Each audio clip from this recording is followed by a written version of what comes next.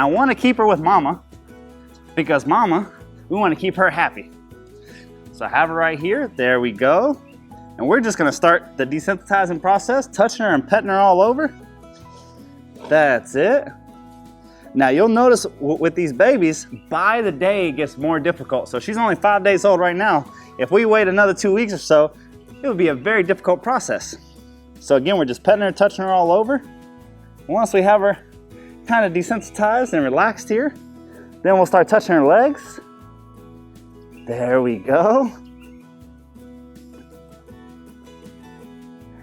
That's it. Start picking up on that back leg.